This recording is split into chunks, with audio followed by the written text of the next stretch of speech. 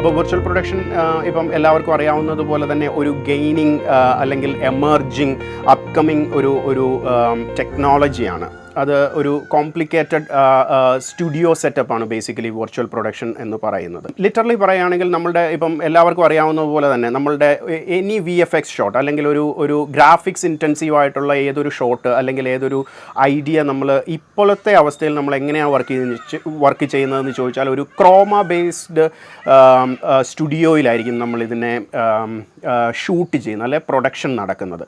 Basically ഒരു single colour, അതായത് ഒരു chroma, any colour, it can be green, it can be blue, അങ്ങനെയുള്ള ഒരു യുണീക്ക് ആയിട്ടുള്ള ഒരു കളറിന് എഗെയിൻസ്റ്റ് ആയിട്ട് ആക്ടേഴ്സ് പെർഫോം ചെയ്യുകയും അത് നമ്മൾ ഷൂട്ട് ചെയ്തതിന് ശേഷം പോസ്റ്റ് പ്രൊഡക്ഷനിൽ ഒരു വിഷ്വൽ എഫക്ട്സ് ആർട്ടിസ്റ്റുകളോ അല്ലെങ്കിൽ അങ്ങനത്തെ ഒരു പോസ്റ്റ് പ്രൊഡക്ഷൻ ടീം വന്ന് അവരുടെ ഒരു പ്രോസസ്സിലൂടെ, ഇപ്പോൾ ഫോർ എക്സാമ്പിൾ ഗ്രീൻ സ്ക്രീൻ ആണെങ്കിൽ അതിനെ കീ ചെയ്ത് നമ്മളതിനെ റിമൂവ് ചെയ്യുന്നു. അതായത് ആ എൻറ്റയർ ബാക്ക്ഗ്രൗണ്ട് നമ്മൾ റിമൂവ് ചെയ്ത് ഈ പെർഫോമൻസ് മാത്രമായിട്ട് ഐസൊലേറ്റ് ചെയ്ത് അതിനുശേഷം നമ്മളൊരു കമ്പ്യൂട്ടർ ജനറേറ്റഡ് ആയിട്ടുള്ളതോ അല്ലെങ്കിൽ മറ്റൊരു പ്ലേറ്റ് ഒരു ഫൂട്ടേജിലേക്ക് ഇത് രണ്ടിനെയും നമ്മൾ കോമ്പോസിറ്റ് ചെയ്യുമ്പോഴാണ് ഇപ്പോഴത്തെ നമ്മളുടെ ഒരു കൺവെൻഷണൽ രീതിയിൽ നമുക്കൊരു വിഷ്വൽ എഫക്ട്സ് ഷോട്ട് അല്ലെങ്കിൽ ഒരു ഗ്രാഫിക്സ് ഷോട്ട് നമ്മൾ ക്രിയേറ്റ് ചെയ്യുന്നത്.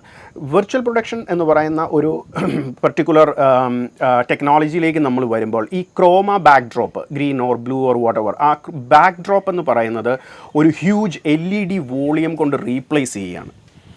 വിച്ച് മീൻസ് നമുക്ക് ആ LED വോളിയത്തിലേക്ക് നമ്മൾക്ക് വേണ്ട CG ബാക്ക്ഗ്രൗണ്ട്സ്, അത് CG ആവാം, ഇനി അതല്ല വേറൊരു സ്ഥലത്തെ ഒരു ഫൂട്ടേജ്, ഒരു ബാക്ക് പ്ലേറ്റ് ആവാം, ഇത് നമ്മൾ റിയൽ ടൈമിൽ നമ്മൾ ഈ LED വോളിലേക്ക് നമ്മൾ പ്രൊജക്റ്റ് ചെയ്യുകയാണ് അല്ലെങ്കിൽ കാസ്റ്റ് ചെയ്യുകയാണ്. അത് റിയൽ ടൈമിലായിരിക്കും. ആ പ്രൊജക്ഷനോടൊപ്പം അത് പ്രൊജക്ഷൻ ബാക്ക്ഗ്രൗണ്ടിൽ വരികയും നമ്മളുടെ ആർട്ടിസ്റ്റുകൾ അല്ലെങ്കിൽ നമ്മുടെ ആക്ടേഴ്സ് അവർ പെർഫോം ചെയ്യുന്നത് ബേസിക്കലി ഈ LED വോളിൻ്റെ ഫ്രണ്ടിൽ നിന്നിട്ടായിരിക്കും.